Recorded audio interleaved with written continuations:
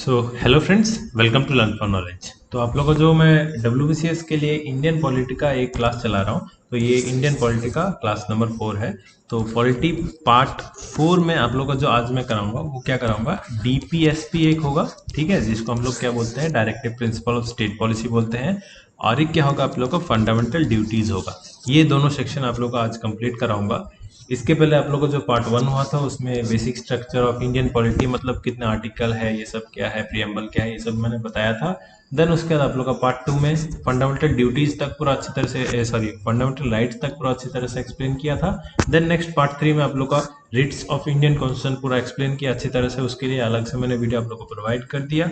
और उसका ये पार्ट 4 हो रहा है, ठीक है। और जो लोग ये पीडीएफ अभी तक डाउनलोड नहीं किए, डाउनलोड कर लीजिए, मैंने ग्रुप में आप लोगों को प्रोवाइड कर दिया है। और जो लोग ग्रुप में ज्वाइन होना चाहते हो तो डिस्क्रिप्शन बॉक्स में एक व्हाट्सएप नंबर दिया है, ये पेड ग्रुप है, अगर आप पेड ग्रुप में ज्वाइन करना चाहते हो तो कर सकते हो, नहीं तो फ्री में तो आप वीडियो देख ही रहे हो और ये सब पीडीएफ तो आप लोग को मिलते रहेंगे। तो यहाँ पे है आज जो क्लास कराऊंगा डीपीएसपी एंड फंडामेंटल ड्यूटीज के ऊपर। तो चलिए फ्रेंड्स स्टार्ट करते हैं। तो डीपीएसपी जो है, जिसको हम लोग directive principle of state policy बोलते हैं, ये हम लोग के कॉन्स्टिट्यूशन के पार्ट 4 में दिया है। कॉन्स्टिट्यूशन में टोटल हम लोग के 22 पार्ट है, 25 भी बोलते हैं, वो सब मैंने आप लोग एक्सप्लेन कर दिया था अलग से वीडियो में। तो यहाँ पे आप लोग को जो 4th नंबर पार्ट है उसमें आर्टिकल नंबर 36 से 51 तक इसमें डीपीएसपी के बारे में बताया है। और डीपीएसपी हम लोगों ने बोरो कहाँ से किया है, आयरलैंड से बोरो किया है। आयरलैंड ने कहाँ से बोरो किया था, स्पेन से बोरो किया था, बट ये आप लोग को पढ़ने का जरूरत नहीं है, ये आप लोग के लिए इंपॉर्टेंट नहीं है। देन नेक्स्ट है डीपीएसपी को दो एमिनेंट पर्सनैलिटी है, आप लोग को पता ही है, फादर ऑफ इंडियन कॉन्स्टिट्यूशन जिसको हम लोग बोलते हैं, वो कौन है, BR Ambedkar, doctor BR Ambedkar. तो इन्होंने डीपीएसपी को क्या बोला था, डीपीएसपी को इन्होंने बोला था noble feature of the constitution. किस लिए बोला था, देखिए क्या है, फंडामेंटल राइट्स अलग चीज है और डीपीएसपी, ठीक है, डीपीएसपी अलग चीज है। डीपीएसपी और फंडामेंटल ड्यूटी दोनों एक ही चीज है, अलग अलग क्यों है वो भी मैं आप लोग को आज ही बता दूंगा। तो ये दोनों एक ही चीज बोल सकते हो। फंडामेंटल राइट में क्या है, कोई भी चीज आप लोगों को नहीं करना है, ये नहीं करना है, वो नहीं करना है, ये गलत काम नहीं करना है, वो गलत काम नहीं करना है, ये सब चीज बताया गया है। बट डीपीएसपी और फंडामेंटल ड्यूटी में क्या बताया है, हमारा जो नॉर्मली सोसाइटी है उसको जस्ट अपलिफ्टमेंट करने के लिए हम लोग को क्या क्या करना चाहिए, ये सब चीज आप लोग का फंडामेंटल ड्यूटीज एंड डीपीएसपी में बताया गया है। तो यही चीज है आप लोग का, इसलिए इसको noble feature of the constitution बताया गया है।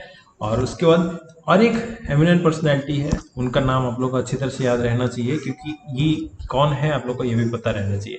ग्रानवेले ऑस्टिन। ग्रानवेले ऑस्टिन कौन है, ये हिस्टोरियन है इंडियन कॉन्स्टिट्यूशन के, इंडियन कॉन्स्टिट्यूशन के एकमात्र हिस्टोरियन है। इन्होंने क्या किया था, इंडियन कॉन्स्टिट्यूशन कैसे तैयार हुआ, कैसे क्या फॉर्म हुआ, कितना रुपए लगा, कब क्या हुआ, सब कुछ के बारे में इन्होंने अध्ययन किया था। तो इन्होंने क्या बोला था, डीपीएसपी को कंसाइज ऑफ द कॉन्स्टिट्यूशन बोला था, ठीक है। ऐसे करके डायरेक्ट आप लोग को बोल देते concise of the Indian constitution, DPSP को किसने बोला था, 4 नाम दे देंगे, वहां से आप लोग को एक टिक मारना है, तो उसका करेक्ट आंसर आप लोग को गवर्नमेंट ऑस्ट्रेन हो जाएगा। देन नेक्स्ट है जो डीपीएसपी है, ये अब fundamental rights and fundamental duties में डीपीएसपी में आप लोग को डिफरेंस तो है ही, ठीक है। और डिफरेंस क्या है आप लोग को नीचे मैं दिखा दूंगा, यहाँ पे रुकिए थोड़ा सा, यहाँ पे डिफरेंस का अलग से एक चार्ट है, तो डिफरेंस का आप लोग को अलग से मैं पढ़ा दूंगा, वहीं पर ही सिर्फ सिंपल भाषा में समझ के रखिए। जो डीपीएसपी एंड फंडामेंटल राइट्स है, फंडामेंटल राइट अगर किसी ने तोड़ा या किसी का फंडामेंटल राइट उल्लंघन हुआ तो क्या होगा, वो जस्टिसेबल होगा। मतलब मान लीजिए आप किसी का फंडामेंटल राइट तोड़ रहे हो, मौलिक अधिकार तोड़ रहे हो, फॉर एग्जांपल उसको किल कर रहे हो, या जो जीने जीने का अधिकार है उसका, उसको आप लोग तोड़ रहे हो, तो इससे क्या है, आप लोग को जेल हो सकता है ना। तो वही क्या है, किसी का अगर आप लोग फंडामेंटल राइट तोड़ते हो तो क्या होता है, आपको जेल हो सकता है, ये जस्टिसेबल है। और अगर डीपीएसपी नहीं तो फंडामेंटल ड्यूटी अगर आप लोग तोड़ते हो या मानते नहीं हो, तो क्या है, आप लोग को जेल तो होगा ही नहीं, ऊपर से आपके ऊपर कोई लीगल एक्शन भी नहीं होंगे, ठीक है। तो ये नॉन जस्टिसेबल है, ये है डिफरेंस। फंडामेंटल राइट जस्टिसेबल होता है और डीपीएसपी या फंडामेंटल ड्यूटी नॉन जस्टिसेबल होता है, ठीक है। ये दोनों सिर्फ पकड़ के चलिए, और इन दोनों में डिफरेंस उतना मत देखना है, नहीं देखना है आप लोग को, क्योंकि यहाँ पे आप लोगों को क्वेश्चन आता है क्या, डायरेक्ट आर्टिकल से क्वेश्चन आते हैं, तो वही सब आप लोग को आर्टिकल याद करना है। और आर्टिकल याद करने के लिए मैंने बताया था आप लोगों को कि अलग से मैं आप लोग को एक 10 मिनट का वीडियो बनाऊंगा, शॉर्ट ट्रिक्स कैसे करके आप लोग आर्टिकल्स याद कर सकते हो, ठीक है। अब है आप लोगों का क्वेश्चन, ये जो डीपीएसपी है इसको 3 कैटेगरीज में क्लासिफाई किया गया है। ये जो 3 कैटेगरीज है वो है socialist, Gandhian and liberal intellectual. अब क्या है हमारे कॉन्स्टिट्यूशन में क्या इनको क्लासिफाइड किया है? नहीं, कॉन्स्टिट्यूशन में ऐसा कुछ क्लासिफिकेशन नहीं है। तो ये जो क्लासिफिकेशन है ये हम लोग अपने पढ़ाई को बेटर बनाने के लिए, इजी बनाने के लिए हम लोग इसको 3 तरीके में क्लासिफाई करते हैं, डिफरेंशिएट करते हैं। जो सबसे पहला है वो सोशलिस्ट है। सोशलिस्ट का मतलब क्या है? नॉर्मली जो हम लोग का सोसाइटी है सोशल अपलिफ्टमेंट के लिए जो काम करते हैं उसको हम लोग क्या बोलते हैं? सोशलिस्ट बोल देते हैं। मतलब गवर्नमेंट सबका उत्थान के लिए जो काम करता है, सामाजिक उत्थान के लिए। देन नेक्स्ट है गांधीयन। ये जो आप लोग का गांधीयन प्रिंसिपल्स है, फॉर एग्जांपल गांधी जी जिस प्रिंसिपल्स पे चलते थे उसी प्रिंसिपल्स के आधार पे ही ये सब कुछ आर्टिकल्स बनाए गए थे। तो वो था आप लोग का क्या? गांधीयन क्लासिफाई किया गया। देन नेक्स्ट है लिबरल इंटेलेक्चुअल। मतलब सब हर किसी के लिए हर कुछ कॉमन, मतलब सेम होना चाहिए, किसी में भी भेदभाव नहीं होना चाहिए, सब कुछ फ्री होना चाहिए, मतलब सब कुछ इंडिपेंडेंट होना चाहिए। तो वही है आप लोग का लिबरल इंटेलेक्चुअल। तो 3 जो कैटेगरीज में डिवाइडेड है वही आप लोग का आर्टिकल सब पढ़ना है। आर्टिकल तो मैंने बताया क्या 36 से लेकर 51 तक आर्टिकल आप लोग का क्या इसमें है? डीपीएसपी में है। अब यहाँ पे हम लोग सबसे पहले जो स्टार्ट करेंगे वो क्या करेंगे? सोशलिस्ट से स्टार्ट करेंगे। तो सोशलिस्ट का मैंने आप लोग को मीनिंग बताया, बस सोशली आप लोग को सबका क्या करना है? अपलिफ्टमेंट करना है। तो इसमें कौन से आर्टिकल्स आते हैं ये सब भी आप लोग देख लीजिए। तो सबसे पहला जो आर्टिकल है, रुकिए,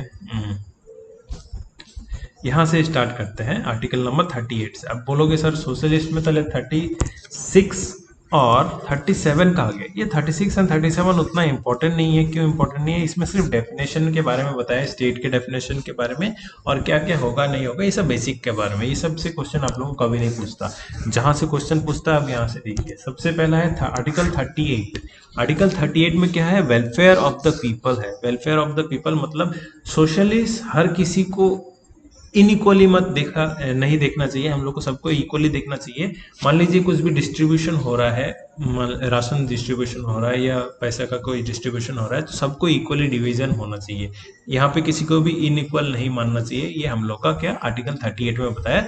और लोगों का उत्थान के लिए जो करना चाहिए वो सब कुछ आर्टिकल 38 में बताया गया है। ठीक है, वही है आप लोग का वेलफेयर ऑफ द पीपल। सबका अच्छी तरह से ख्याल रखना, सबका वेलफेयर करना। देन नेक्स्ट है आर्टिकल 39। आर्टिकल 39 में थोड़ा सा आप लोग को एक्सपेंड करके पढ़ना पड़ेगा, क्योंकि यहाँ पे 2-3 चीज एक्स्ट्रा भी आप लोग को लिखना पड़ेगा।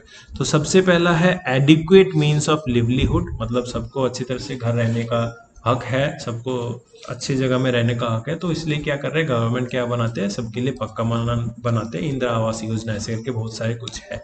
उसके बाद नेक्स्ट है आप लोग का distribution of material resources to community for a good माने कॉमन गुड। मतलब सबको इक्वली डिस्ट्रीब्यूट करना चाहिए। जैसे आप लोग का जो राशन है, ये राशन कैसे डिस्ट्रीब्यूट हो रहा है? जैसे RKSY कार्ड है, SPHH कार्ड है, देन उसके बाद आप लोग का AYY कार्ड है। ये सब क्या है? डिस्ट्रीब्यूट करने के लिए सबको। जैसे कोई थोड़े से अमीर है तो उनको थोड़ा सा कम दिया जा रहा है, जो गरीब है उनको थोड़ा सा ज़्यादा दिया जा रहा है, तो बहुत गरीब है उनको बहुत ज़्यादा दिया जा रहा है। तो ये क्या है? आप लोग सोच रहे हो यहाँ पर तो डिस्क्रिमिनेशन हो रहा है, ऐसा नहीं है। ये लोग खरीद नहीं सकते, उनका वो पावर एबिलिटी नहीं है पोटेंशियली, और आप लोग का इकोनॉमिकली इतना एबिलिटी नहीं है। इसलिए क्या है गवर्नमेंट इनको ज़्यादा सपोर्ट करता है, और इनके पास वो एबिलिटी है इसलिए गवर्नमेंट इनको कम देता है। ऐसा नहीं है कि देता ही नहीं है, देता है डेफिनेटली, बट कम देता है। वही इसको ही हम लोग इनइक्वालिटी इसको ही हम लोग इक्वालिटी बोलेंगे। अब आप लोग बोलेंगे इसको इक्वालिटी कैसे बोल दिया? उसको ज़्यादा दे रहे हैं, मेरे को कम दे रहे हैं। तो क्या है, जिसको जितना चाहिए उसको उतना दो, यही होता है इक्वालिटी। ठीक है, अब जिसको नहीं चाहिए फिर भी उसको मिले जा रहा है, तो ये तो इनइक्वालिटी हो गया ना। तो वही चीज़ क्या है आप लोग का इक्वल डिस्ट्रीब्यूशन। देन नेक्स्ट है prevention of concentration of wealth for a common determined. अब यहाँ पे क्या है, नॉर्मली जो पैसा है, जैसे यहाँ पे कुछ भी चीज हुआ उसको डिस्ट्रीब्यूट करने का, रिसोर्स को डिस्ट्रीब्यूट करने का, वही चीज यहाँ पे वेल्थ को, पैसा को डिस्ट्रीब्यूट करने का। जैसे नॉर्मली कुछ भी होता है, फॉर एग्जांपल सबसे बेटर एग्जांपल मैं आप लोगों को समझाता हूँ, नेशनलाइजेशन ऑफ बैंक से। बैंक नेशनलाइज हुआ था। बैंक नेशनलाइज कब हुआ था? 1969 में हुआ था। इंदिरा गांधी जी ने 14 बैंक्स को नेशनलाइज किया था। नेशनलाइज करने के पीछे कारण क्या था? बेसिकली क्या है, जो पहले बैंक्स थे, अभी भी वही चल रहा है, वही डिस्क्रिमिनेशन चल रहा है। पहले जो बैंक्स थे उसमें क्या है, जो बड़े बड़े आदमी थे वो लोग सब लोन लेने जाते थे, पैसा उठाने जाते थे, देन वो लोग अपना लेन देन करते थे। और जो छोटे छोटे, फॉर एग्जांपल हमारी तरह जो लोग थे वो लोग क्या पैसा उठाने जाते थे, उनको ज़्यादा भाव नहीं दिया जाता था, उनकी ज़्यादा बातें नहीं सुनी जाती थी, क्योंकि वो लोग क्या है ज़्यादा से ज़्यादा 10 या 20 हज़ार का ट्रांजेक्शन करेंगे, उससे बैंक को कोई फायदा नहीं होगा। बट ये जो बड़े बड़े लोग जाएंगे, दिग्गज लोग जाएंगे, ये लोग क्या करेंगे, करोड़ों का ट्रांजेक्शन करेंगे जिससे बैंक का फायदा होगा। तो इसलिए क्या करते थे, जो बैंक्स थे इन लोगों का सिर्फ बात सुनते थे, छोटे जो लोग थे इन लोगों का बात नहीं सुना करते थे। तो अब क्या कर दिया है, बैंक जब नेशनलाइज कर दिया गया, बैंक नेशनलाइजेशन से क्या हुआ, अब यहाँ पे गवर्नमेंट उसको अंडर कंट्रोल कर रही है। अब क्या है, बड़े लोग जाए या छोटे लोग जाए, सबको जो फैसिलिटी है सबको इक्वली मिलेगा, वेल्थ का जो डिस्ट्रीब्यूशन है वो इक्वली हो रहा है यहाँ पे, ठीक है। फैसिलिटी जो है सबको इक्वली मिलेगा, किसी को छोटा या बड़ा नहीं माना जाएगा। तो वही चीज़ है, आप लोग का वेल्थ का जो डिस्ट्रीब्यूशन है वो एक होना चाहिए सबके लिए, सबको अलग अलग डिस्ट्रीब्यूट कर रहे हो ऐसा नहीं होना चाहिए। देन लैंड सीलिंग एक्ट है, ये सब भी है, वो सब तो मैं आप लोग को बाद में पढ़ाऊंगा। देन नेक्स्ट है सबसे इंपॉर्टेंट क्या है, equal pay for equal work. हर किसी को, अगर मान लो मैं कोई काम कर रहा हूँ और एक दूसरा बंदी है, मतलब कोई लड़की है, तो वो भी वही सेम काम कर रही है, तो उसको कम दे रहे हैं और मेरे को ज़्यादा दे रहे हैं, तो ये गलत है, ऐसा नहीं होना चाहिए। ये सब चीज़ किसमें बताया, आर्टिकल वही 39 जो अभी तक आप लोग पढ़ रहे हो, आर्टिकल 39 ही चल रहा है। देखिए कितना सारा मीनिंग है यहाँ पे आप लोग का। देन नेक्स्ट है फोर्सिबल अब्यूज के अगेंस्ट, ये सब होना नहीं चाहिए। देन उसके बाद हेल्थ डेवलपमेंट में चिल्ड्रंस का, इसमें क्या है, भागीदारी होना चाहिए किसका, स्टेट का। अब यहाँ पे क्या है, मान लीजिए जैसे वेस्ट बंगाल में चल रहा है, किसी और स्टेट में तो है नहीं, मेरे को पता है। वेस्ट बंगाल में जितना अच्छा, मतलब कोई भी औरत अगर माँ बनती है तो उनका, अगर आप गवर्नमेंट का फैसिलिटी ले रहे हो, तो आपका बच्चा जब तक 2 साल का या 3 साल का नहीं होता तब तक का फुल आपको गाड़ी लेके जाना, लेके आना, वैक्सीन देना, देन उसका मेडिसिन का जितना भी खर्चा पूरा स्टेट उठा रहा है अभी, ठीक है। तो यही क्या है, हेल्थ डेवलपमेंट में काम करना। तो यही है आप लोग का आर्टिकल नंबर 39 में इतना सब कुछ है, equal pay for equal work, then health development, then equal distribution of resources, then wealth का distribution, then mean of livelihood, adequate mean of livelihood, ये सब कुछ आप लोग का बताया गया है, ठीक है। ये हो गया आप लोग का आर्टिकल नंबर 39। अब 39 का और एक पोर्शन जब हम लोग का अलग सा जब अमेंडमेंट होते रहता है ना, तो ये छोटे छोटे आर्टिकल्स ऐड होते रहते हैं। तो आर्टिकल 39 में और एक चीज जो ऐड हुआ था, आर्टिकल 39 का ए, इसमें क्या बताया गया था, फ्री लीगल एड जो हम लोग बोलते हैं ना, वो चीज आप लोग का ऐड किया गया है। वही आप लोग देखिएगा यहाँ पे नीचे, रुको, आप लोग बाद में जब पढ़ोगे यहाँ पे अलग सा आप लोग को दिया गया है, तो अलग सा यहाँ पे ना पढ़ के मैं आप लोग को एक साथ में ही बता दूंगा, ठीक है। देखिए, free legal aid for poors, तो ये फ्री लीगल एड का मतलब क्या है आप लोग को समझना पड़ेगा। मान लीजिए कोई भी पुअर बंदा, उसको केस में घसीटा गया, या वो किसी गलती से फंस गया है या फंसाया गया है, तो उससे क्या है, वकील लगेगा, वकील उसको छुड़ाएगा। तो वही वकील लेने के लिए उसको तो पैसे की जरूरत पड़ेगी ना, बट उतना पैसा तो उसके पास है नहीं। तो इसी के कारण वो क्या करेगा, ये 39 आर्टिकल 39 के तहत उसको गवर्नमेंट क्या करेगी, फ्री लीगल एड, मतलब उसको एक वकील, सरकारी वकील अपॉइंट करेगी, ठीक है। तो यही चीज क्या है, फ्री लीगल एड आर्टिकल 39 के ए में ऐड किया गया है, यही डीपीएसपी के अंडर में पड़ता है। देन नेक्स्ट है आप लोगों का आर्टिकल 41। अब बोलोगे सर 39 के बाद तो 40 आना चाहिए, तो 41 किस लिए आ गया, क्योंकि आप लोग 40 यहाँ पे देख पा रहे हो, आर्टिकल नंबर 40 वो गांधीयन प्रिंसिपल पे है। अब जितना भी बुक देखोगे ना, सब में क्लासिफिकेशन के अकॉर्डिंग ही आर्टिकल समझाया गया है, क्योंकि ये जब क्लासिफिकेशन है यहाँ से डायरेक्ट क्वेश्चन आता है। आर्टिकल नंबर 44 ये कौन से नंबर पे, किस क्लासिफिकेशन में पड़ता है, ऐसे करके आप लोग को डायरेक्ट पूछा जाता है। तो इसलिए आप लोग क्लासिफिकेशन के थ्रू ये पढ़िए, सिर्फ ये वाला आप लोग को डीपीएसपी में पढ़ना है, बाद बाकी आप लोग आर्टिकल वाइज ही पढ़िएगा, ठीक है। तो यहाँ पे क्या है, आर्टिकल नंबर 41 में क्या बताया, आर्टिकल नंबर 41 है आप लोग का राइट टू वर्क, यहाँ पे बोल सकते हो। Then education, right to education, वो राइट टू एजुकेशन अलग सा एक आर्टिकल है। देन उसका पब्लिक असिस्टेंस, ये सब क्या है, मान लीजिए आप लोग कभी काम करना चाहते हो, तो गवर्नमेंट का ये दायित्व बनता है, अगर वो नहीं भी करेंगे तो वो कुछ नहीं होगा उनके अगेंस्ट, बट ये गवर्नमेंट का दायित्व बनता है, स्टेट का दायित्व बनता है कि आप लोग को काम करने के लिए वो लोग हेल्प करे या असिस्ट करे, ठीक है। तो यही आप लोग का आर्टिकल 41 में है। नेक्स्ट है आर्टिकल नंबर 42। 42 के पहले और एक चीज मैं बता दूं आप लोग को, जैसे इससे क्या है, राइट टू वर्क से भी आप लोग का एक अलग से एक अमेंडमेंट किया गया था, क्या मिनिमम वेज एक किसी भी मजदूर का या किसी भी लेबर का होना चाहिए। जो मिनिमम वेज है, बहुत बार पूछ लेते हैं, ये क्या है, अभी जो है वो ₹176 है। ये पर डे हिसाब से है, ठीक है, ये पर डे हिसाब से वो 176 है। अगर काम कोई कर रहा है तो ये मिनिमम उसको देना पड़ेगा। उसके मैक्सिमम आप कितना भी दे सकते हो, बट ये आप लोग को मिनिमम देना पड़ेगा। अब यहाँ पे क्या है, ये जो पैसा है ये हर 1-2 साल बाद क्या चेंज होते रहता है, बढ़ते रहता है। अगर आप लोग का इकोनॉमी बढ़ रहा है तो डेफिनेटली ये डेली वेज जो है वो डेफिनेटली बढ़ेगा, ठीक है। देन नेक्स्ट आप लोग का आर्टिकल नंबर 42 में, इसमें क्या बताया है, to secure provisions for just humane condition for work and maternity relief. मतलब क्या है, आप अगर किसी जगह में काम कर रहे हो तो वहां पे एकदम लाइट नहीं है, करंट नहीं है, ऐसे जगह में आप लोग काम तो नहीं कर सकते ना। तो क्या है, स्टेट का क्या दायित्व बनता है, आप लोग को अच्छी जगह में काम करने का अधिकार है। एकदम अच्छा एनवायरनमेंट प्रोवाइड करे, ये सब कुछ स्टेट का दायित्व है, उनको करना चाहिए। और एक क्या है, ये मैटरनिटी रिलीफ आप लोग थोड़ा सा जान लीजिए। मान लीजिए कोई भी महिला जो लोग जॉब करती है, उन लोगों को क्या है, छुट्टी। नॉर्मली आप जो मेल कैंडिडेट्स हो, आपके अगेंस्ट ये डिस्क्रिमिनेशन है, आप लोग ये मत समझिए हमें किस नहीं छुट्टी मिलता। तो ये क्या है, ऐसे ही मैं मजाक कर रहा हूँ, जो भी है मैटरनिटी रिलीफ है। अगर कोई भी वुमेन अगर माँ बनने वाली है तो उनको क्या है, पहले 8 वीक्स का छुट्टी मिलता था, और वो 8 वीक्स वो कैसे भी ले सकती है। 8 वीक का मतलब क्या है, 2 मंथ। तो वही इसको एक्सटेंड करके अभी जो डेट किया गया है वो कितना किया गया है, 105 डेज किया गया है। 105 दिन वो छुट्टी ले सकती है। अब इस छुट्टी को क्या बढ़ा सकती है, हाँ बढ़ा सकती है। अगर वो बढ़ाना चाहती है तो नो पे, उनको पेमेंट नहीं मिलेगा, पैसा नहीं मिलेगा अगर वो बढ़ाना चाहती है तो। लेकिन अगर बढ़ाना नहीं चाहती है तो यही है उनका क्या मैक्सिमम छुट्टी का टाइम, क्या 105 दिन तक वो छुट्टी ले सकते हैं। ये है मैटरनिटी रिलीफ के बारे में।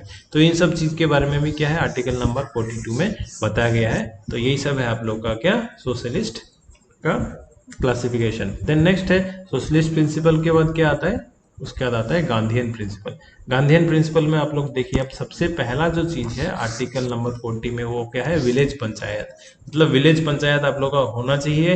ये किस में बताया गया है, ये डीपीएसपी का गांधीयन प्रिंसिपल का आर्टिकल नंबर 40 में बताया गया। और ये वाला क्वेश्चन डायरेक्ट पूछा जाता है, विलेज पंचायत डीपीएसपी के कौन से नंबर आर्टिकल में है। तो ऑप्शन नंबर ए तो आप लोग का 44 होता है, ऑप्शन नंबर बी वाला 40 होता है। ये मैंने कम से कम 7 से 8 बार मैंने देखा है, जितने बार भी क्वेश्चन आया है बहुत बार रिपीट हुआ है।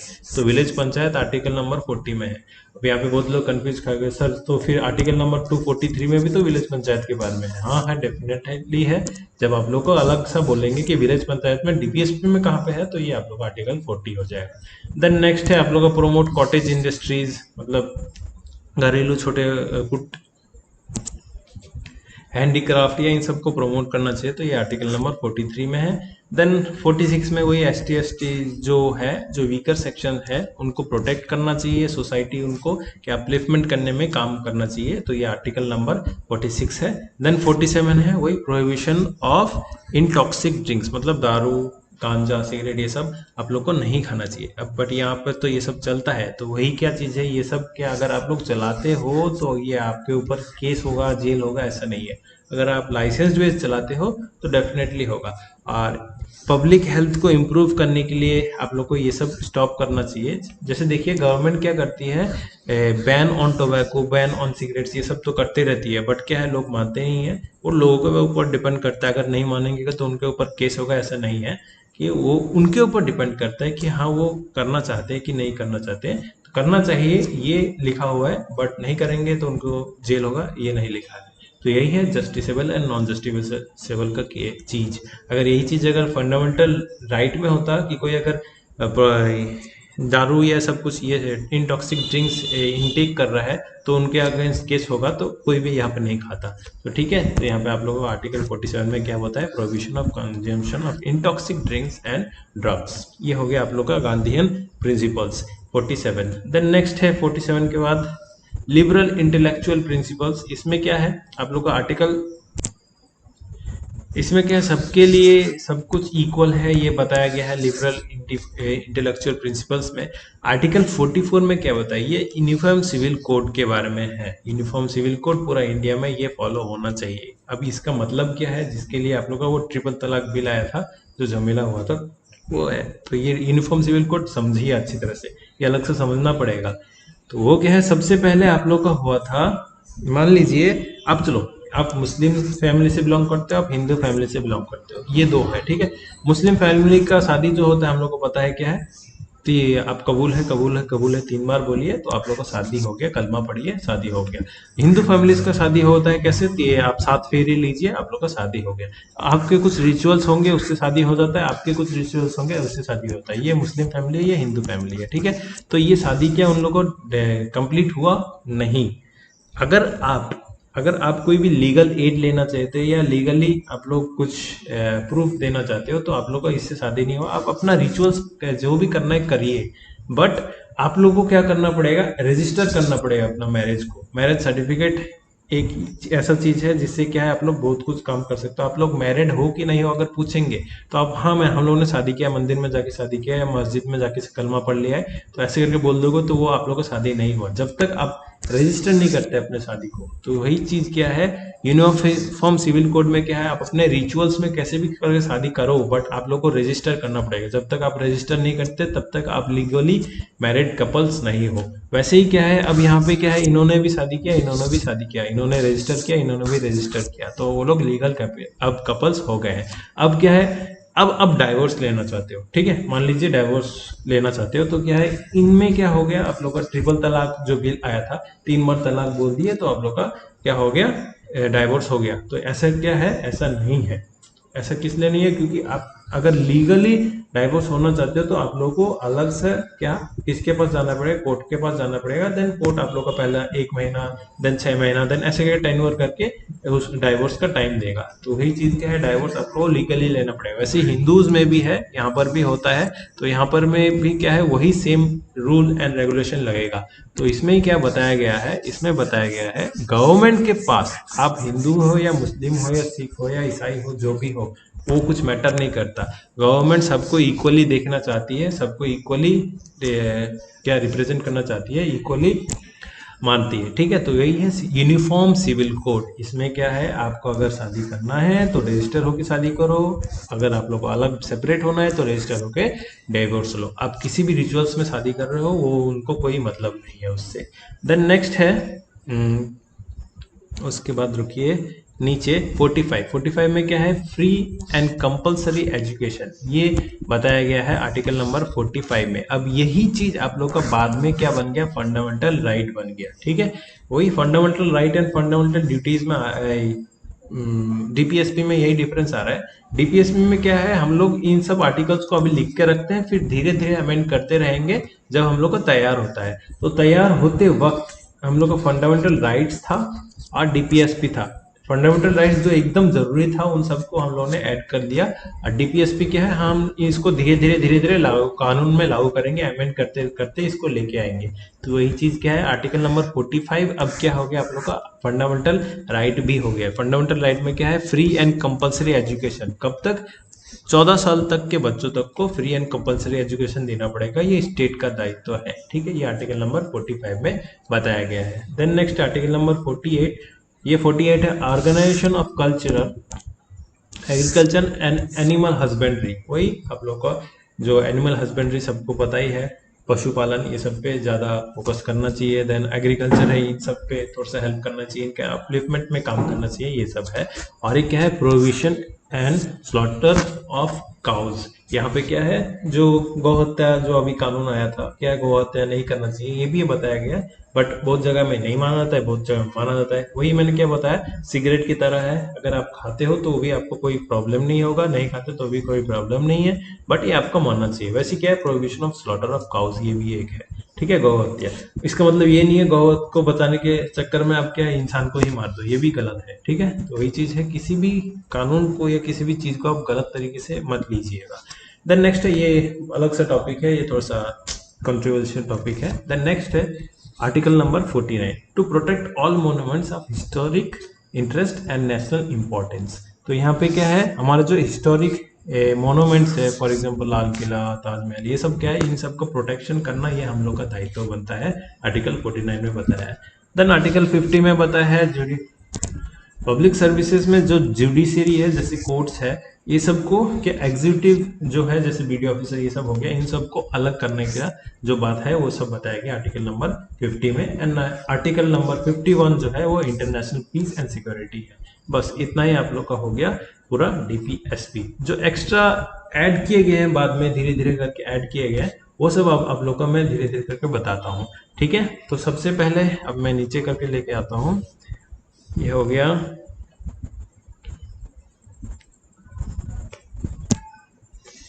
यहाँ पे देखिए 39 का ए मैंने आप लोग को बता दिया था। ये एफ जो है वो है डेवलपमेंट ऑफ चिल्ड्रन, ये भी आप लोग का मैंने बता दिया है। उसका बाद आता है आप लोग का क्या है 43 का ए, इसमें आता है participation of workers in the management of industries. मतलब आप कोई भी एक फैक्ट्री लगा रहे हो तो उसमें क्या है लोगों का यूनियन बनता है ना, वर्कर्स का यूनियन बनता है। उसमें क्या है जो यूनियन के लीडर होता है वो क्या है इनके साथ काम करता है, उनका ही बात सुनता है, देन वो उनको ट्रांसफर करता है। क्या है इनके जो वर्कर्स है उनको वर्कर्स का ये इंडस्ट्री में थोड़ा सा पार्टिसिपेशन होना चाहिए।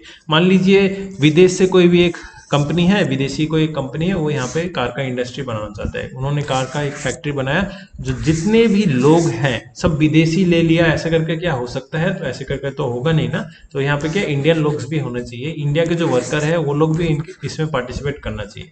तो वही क्या है जो वर्कर्स है कोई भी इंडस्ट्री है उसमें उनका एकदम सेम से मैनेजमेंट में भी योगदान होना चाहिए और काम जो कर रहे हैं उसमें भी योगदान होना चाहिए सबकी, हर किसी का। देन नेक्स्ट है 48 का ए, इसमें क्या है पहले ऊपर में क्या दिया था वही एनिमल हस्बेंड्री के ऊपर दिया था, काउ स्लॉटर ये सब के ऊपर दिया था। यहाँ पे क्या है अब एनवायरमेंट और जो हम लोग का फॉरेस्ट वाइल्ड लाइफ है उन सब का भी प्रोटेक्शन करना ये भी दायित्व बनता है।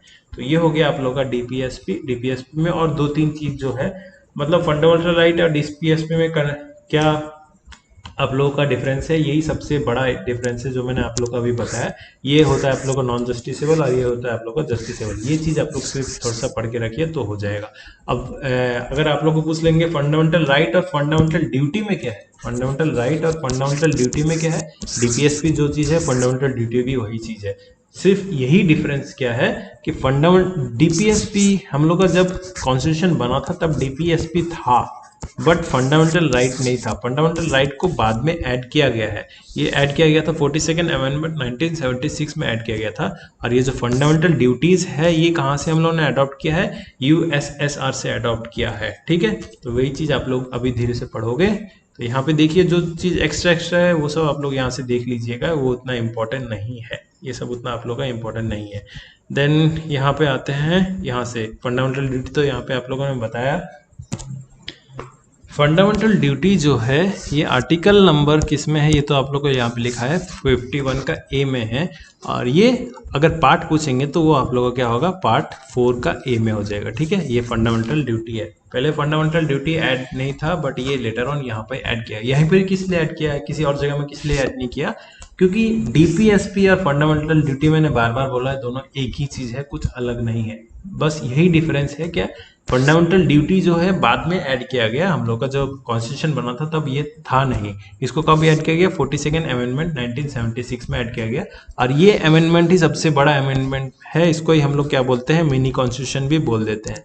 और अमेंडमेंट का अगर आप लोगों ने क्लास नहीं किया है तो प्लीज वाला क्लास कर लीजिएगा, मैं छोटे छोटे क्लासेस कराते रहता हूँ ऑल टाइम, तो वाला क्लास पहले कीजिएगा, वहाँ पे देखिएगा बहुत सारे अमेंडमेंट आप लोग का ऐसे ऐसे अमेंडमेंट है जो आप लोग कभी नहीं पढ़े नहीं होंगे, बट वो सब आप लोग का डायरेक्ट क्वेश्चन आता है। ठीक है, अब यहाँ पे क्या है जो फंडामेंटल ड्यूटी है ये होना चाहिए, ये कौन सी कमेटी के द्वारा रिपोर्ट दिया गया था उसके बाद बना था, ये स्वामी स्वर्ण सिंह कमेटी के द्वारा ये इन्होंने ये रिपोर्ट दिया था, उसके बाद ही फंडामेंटल ड्यूटी ऐड किया गया था। अब ओरिजिनली हम लोग को जो फंडामेंटल ड्यूटी था, ठीक है, वो कितने थे 10 फंडामेंटल ड्यूटी थे, फिर लेटर ऑन और एक ऐड किया गया, उसके बाद अभी टोटल इन एट करेंट आज के डेट में कितना फंडामेंटल ड्यूटी है, ये 11 फंडामेंटल ड्यूटी है। जो नया ऐड किया गया है वो कौन सा है, जो नया ऐड किया 11th नंबर वही है आप लोग का राइट टू एजुकेशन, यानी कि 2002 में 86th अमेंडमेंट में जो ऐड किया गया था राइट टू एजुकेशन। ठीक है, ये आप लोग का ऐड किया गया था राइट टू एजुकेशन से आप लोग को वही 45 आर्टिकल में जो बताया गया अच्छी तरह से। देन नेक्स्ट है यहाँ पे जो हम लोग का फंडामेंटल ड्यूटीज है वो क्या क्या है, वो यहाँ पे अच्छी तरह से आप लोग को बताया गया है। मैं आप लोग को थोड़ा सा इन शॉर्ट बता देता हूँ। तो सबसे पहले क्या है 51 आर्टिकल नंबर 51 का ए में आप लोग का फंडामेंटल ड्यूटी है, पार्ट 4 ए में है। यहाँ पे हम लोग का जो नेशनल फ्लैग है, नेशनल एंथम है, उसको हम लोग को रिस्पेक्ट करना चाहिए। देन नेक्स्ट है, अब यहाँ पे क्या है देखिए, बहुत लोग क्या है, ये कंट्रोवर्सी है भी, मतलब हम लोग को जो ये सब दो तीन चीज है, ये सब कंट्रोवर्शियल है, फिर भी आप लोग को पढ़ना पड़ेगा क्योंकि आप लोग उस पोस्ट में जा रहे हो जहाँ पे कंट्रोवर्सी स्टार्ट होती है, ठीक है। तो यहाँ पे क्या है, बहुत सारे लोग नेशनल फ्लैग को, क्या जब हम लोग का नेशनल एंथम होता है वहाँ पे खड़े होके कुछ रिस्पेक्ट नहीं देते। हाँ देते हैं, हर कोई देते हैं, बट 1-2% कुछ लोग हैं जो देते नहीं है। तो वहाँ पे अब क्या है, उनके अगेंस्ट क्या क्या कोई केस चल सकता है? तो नहीं, कुछ केस नहीं चल सकता, वो उनके ऊपर डिपेंड करता है, ये उनका कर्तव्य है। हाँ अगर वो पालन नहीं करेंगे तो नो प्रॉब्लम। जैसे क्या है, बच्चे, हम लोग नॉर्मली माँ बाप है, माँ बाप हमारे बच्चे सब हर किसी को अच्छी तरह से पालन करके सब बड़ा कर रहे हैं। अब क्या है, बच्चे लोग बड़े होकर क्या हो जाते हैं, अलग शादी करके अलग सेटल हो जाते हैं, या कहीं कोई किसी और कंट्री में चला जाता है, जॉब करता है, या कोई अलग सा कहीं पे बाहर चला जाता है प्रिपरेशन करने या जो भी कुछ करने। इससे क्या हो गया, मॉम डैड तो वहीं पर ही अकेले पड़े गए ना। तो इससे क्या हो जाता है, ये क्या, अब वो लोग मम्मी पापा को छोड़ के चले गए, क्या उनके ऊपर क्या कोई केस चलेगा? तो ऐसा नहीं होता, क्या उनका कर्तव्य है हाँ मॉम डैड को at the end old age में उनको सपोर्ट करना है, ये उनका कर्तव्य है। बट वो अगर नहीं कर रहे तो वो उनकी गलती है। तो इससे उनको ही जो होगा होगा, बट ये गवर्नमेंट या कोर्ट ये कुछ नहीं कर सकता उसके लिए, ठीक है। तो वही चीज़ है आप लोग का, अगर फंडामेंटल ड्यूटी अगर कोई मानता नहीं है तो हम लोग कुछ कर नहीं सकते, बट हाँ आप लोग को ये मानना पड़ेगा। देन नेक्स्ट है, यहाँ पे क्या है, नेशनल फ्लैग और नेशनल एंथम। ये चीज है आप लोग का, हमारे फ्लैग और नेशनल एंथम को क्या रिस्पेक्ट देना, ये चीज है। देन नेक्स्ट है नेशनल स्ट्रगल ऑफ फ्रीडम, जो आइडियाज थे, जो लोग ने हम लोग को ये सब आइडिया दिया था, जैसे जो नेशनल फ्रीडम फाइटर्स थे, उन लोग को हम लोग को क्या करना है, रिस्पेक्ट देना है। देन अपलिफ्टमेंट करना है उनके लिए। देन नेक्स्ट है सोवरेनिटी, यूनिटी एंड इंटीग्रिटी, ये बनाए रखना है हमारे देश को। देन नेक्स्ट कॉमन ब्रदरहुड, मतलब भाईचारा बनाए रखना है देश में। देन रेडर नेशनल सर्विसेज, मतलब देश कभी भी अगर आप लोग को हेल्प मांगे, या देश कभी भी आप लोग को बोले कि हमें आपका हेल्प चाहिए, तो आपको तत्पर उसका डेफिनेटली उनको हेल्प करना है देश को। देन नेक्स्ट है रिच हेरिटेज, जो हम लोग का है, हेरिटेज साइट्स है या कुछ भी हम लोग का, मान लीजिए फॉर एग्जांपल कुछ भी देश के जो अच्छे के लिए है वो सब हम लोग को करना चाहिए। जो हेरिटेज है उनको प्रिजर्व करके रखना चाहिए, उनको नष्ट नहीं करना चाहिए। यहाँ पे मैं आप लोग को बता देता हूँ, जैसे चाइना जो आप लोग का वॉल है इतना बहुत बड़ा है ना, तो वहाँ पे क्या है देखिएगा, बहुत सारे गांव में क्या होता है, लोग पत्थर को तोड़ तोड़ के लेके चले जाते हैं। तो ऐसे करके चाइना का ऑलमोस्ट 10% वेस्ट हो चुका है। किस लिए वेस्ट हुआ है? एनवायरनमेंट के कारण। ऐसा नहीं है, वहाँ के जो लोग हैं, वहाँ के लोग क्या है, चोरी छुप के रात को चाइना का जो वॉल का जो ब्रिक्स है वो सबको तोड़ तोड़ के लेके चले जाते हैं। देन वो लोग बेचते हैं उनको ब्लैक मार्केट में, बहुत ज्यादा रेट में बिकता है क्योंकि बहुत पुराना है। तो वही चीज क्या है, इन सब चीज को हम लोग को नहीं करना चाहिए, हम लोग को अपना जो हेरिटेज है उन सबको बचाए रखना चाहिए। तो ये चीज हम लोग का 6 नंबर है। Then improvement of national environment, ये सब बताया है। देन साइंटिफिक टेम्पर, ये सब हम लोग को होना चाहिए। ह्यूमनिज्म होना चाहिए, स्पिरिट ऑफ इनक्वालिटी, ये सब कुछ होना चाहिए। Then safeguard of public property, जो पब्लिक प्रॉपर्टी है उन सबको बचा के रखना चाहिए। जैसे कि ट्रेन में कुछ कुछ भी आप लोग का दंगा वंगा हुआ, ट्रेन जला दिया, कुछ भी दंगा वंगा हुआ, कोई भी ऑफिस जला दिया, कुछ भी दंगा हुआ, पुलिस का चौकी जला दिया। तो ये सब हम लोग को नहीं करना चाहिए। अब क्या है, दंगे हुए आप लोग का, जैसे ट्रेन है, ट्रेन का कोई क्या हो करता है, पंखा खोल के लेके चला जाता है, ठीक है, वही सार्वजनिक अधिकार जो बोलते हैं ना, ये तो हमारा ही है, तो खोल के लेके चला जाते हैं, ये नहीं करना चाहिए। तो ये सब चीज आप लोग का फंडामेंटल ड्यूटीज में बताया। अब ड्यूटीज अगर मान रहे हो तो अच्छी बात है, नहीं मान रहे हो तो कोई बात नहीं। इसका मतलब क्या है, चलो कल चलते हैं, ट्रेन जितना भी दिख रहे हैं, ट्रेन तो रुका ही हुआ है, सबका पंखा खोल के आ जाता है, ठीक है। तो ये हुआ। देन नेक्स्ट है, आप लोग का ऐसे करके सब छोटे छोटे काम है जो आप लोग को करने चाहिए, ये सब है आप लोग का फंडामेंटल ड्यूटीज, ठीक है। और एक जो मेन इंपॉर्टेंट है वो 11 नंबर है, वो 86 अमेंडमेंट 2002 में ऐड किया गया था। वो क्या, 6 से 14 साल के बच्चों को फ्री और कंपलसरी एजुकेशन देना, ये दायित्व बनता है, गार्जियंस का भी बनता है, और क्या है, स्टेट का भी बनता है। अब यहाँ पे बोल रहे ये डीपीएसपी में भी बताया, और ये आप लोग का फंडामेंटल ड्यूटीज में भी बताया। तो ये क्या चीज है, अब यहाँ पे fundamental duty and fundamental DPSP और एक फंडामेंटल राइट, ठीक है। ये तीन चीज है, fundamental right, DPSP and fundamental duty. DPSP and fundamental duty दोनों सेम है, बट फंडामेंटल राइट थोड़ा सा अलग है। क्या है, अगर इसका उल्लंघन करोगे तो जेल होगा, बट इसका उल्लंघन नहीं करोगे तो कोई जेल नहीं होगा। अब यहाँ पे क्या है, फंडामेंटल ड्यूटी, सॉरी, डीपीएसपी और फंडामेंटल ड्यूटी में सिर्फ एक डिफरेंस क्या है, डीपीएसपी है स्टेट के लिए, माने गवर्नमेंट के लिए, गवर्नमेंट को ये करना चाहिए, वो करना चाहिए, ये करना चाहिए। और फंडामेंटल ड्यूटी है किसी इंडिविजुअल के लिए, ये आप लोगों के लिए है कि आप लोग का ये कर्तव्य बनता है, आप ये करिए, वो करिए, ये करिए, ठीक है। तो यही चीज है। अब यहाँ पे ही कहाँ से समझ में आता है ये अच्छी तरह से, ये समझ में आता है आप लोग का ये 11 नंबर फंडामेंटल ड्यूटी से। 11 नंबर फंडामेंटल ड्यूटी में ये पेरेंट्स का या गार्जियंस का दायित्व बनता है बच्चों को, 6 से 14 साल के बच्चों को डेफिनेटली उनको पढ़ने का अधिकार होना चाहिए, उनको पढ़ाना चाहिए, ये उनका कर्तव्य बनता है कि हाँ उनको आप लोग बोलिए कि पढ़िए, अच्छी तरह से पढ़िए, ये सब।